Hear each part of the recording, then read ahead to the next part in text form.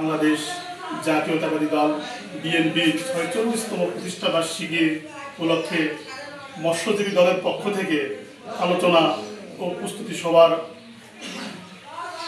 করা লক্ষ্যে উপস্থিত আছেন আমার মৎস্যজীবী দলের সদর থানার সাধারণ সম্পাদক সাজিদুর রহমান সজল, আরও উপস্থিত আছেন সহসভাপতি সোহান ভাই, আরও উপস্থিত আছেন বগুড়া সদর থানা মৎস্যজীবী দলের সাংগঠনিক সম্পাদক আরিফুল ইসলাম আরিফ, আরও সব মৎস্যজীবী দলের সকল প্রকার নেতৃবৃন্দ। আসসালামু আলাইকুম।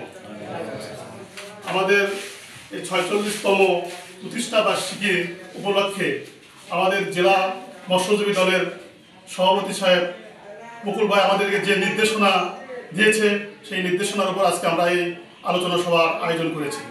আমাদের দায়িত্ব হবে, মৎস্যজীবী দলের সবার একটি দায়িত্ব হবে যে আমরা জেলা বিএনপি যে দিক নির্দেশনা দেবে ওই দিক নির্দেশনার উপর আমরা ভিত্তি করে আগামী ১ সেপ্টেম্বর আমরা সকাল ৯:৩০টার মধ্যে যেন আমরা সবাই গালাপট্টি আমাদের অফিসের সামনে আমরা সবাই উপস্থিত হই।